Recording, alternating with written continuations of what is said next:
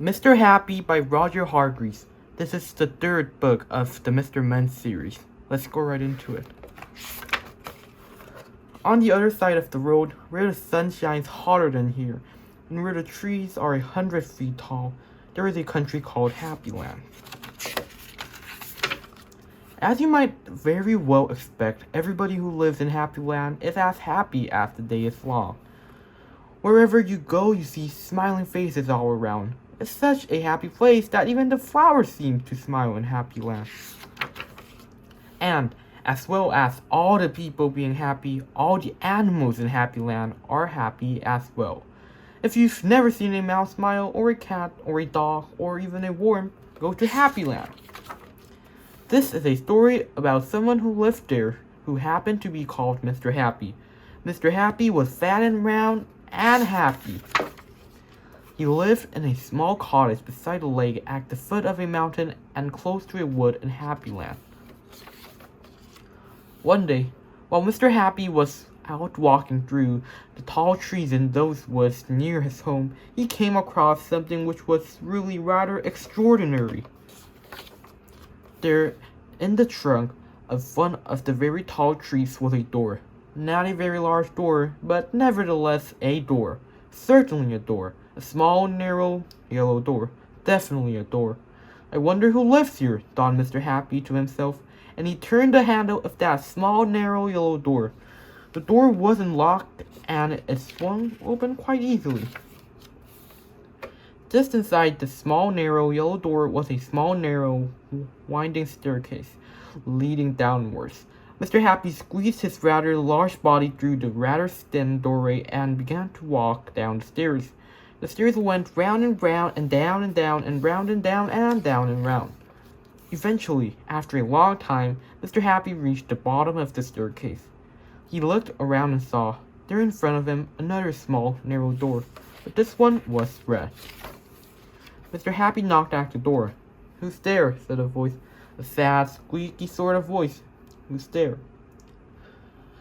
Mr. Happy pushed open the red door slowly, and there, sitting on a stool, was somebody who looked exactly like Mr. Happy, except that he didn't look happy at all.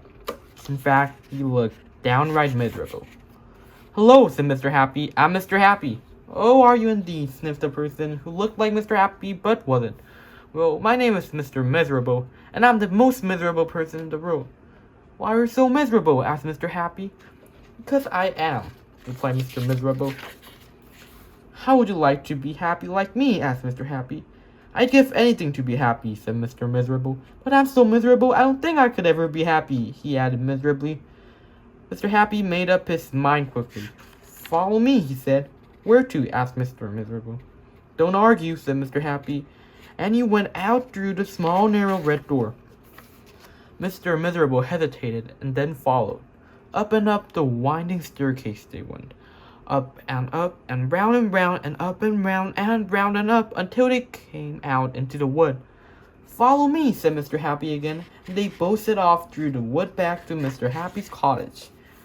Mr. Miserable stayed in Mr. Happy's cottage for quite some time, and during the time the most remarkable thing happened.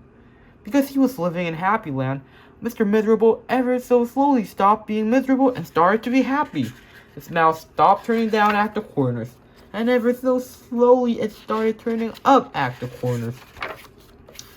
And eventually Mr. Miserable did something that he'd never done in the whole time of his life. He smiled.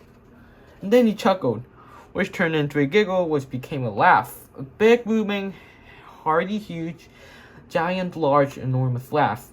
And Mr. Happy was so surprised that he started to laugh as well. And both of them laughed and laughed. They laughed until their sides hurt and their eyes watered.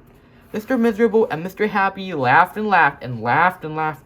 They went outside and still they laughed. And because they were laughing so much, everybody who saw them started laughing as well.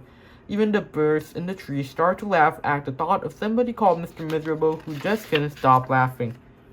And that's really the end of the story, except to say that if you ever feel as miserable as Mr. Miserable, you know exactly what to do, don't you? Just turn your mouse up at the corners. Go on. Alright, Mr. Happy. It was a pretty fun book. So like, just as the book says, if you like ever feel miserable, if you ever feel sad, just try like giving yourself a smile. You'll feel way better. And try to like surround yourself in positive gatherings because that can really impact your mood. So yeah, this was the book. Hope you liked it. Make sure you like and subscribe. And I hope to see you soon.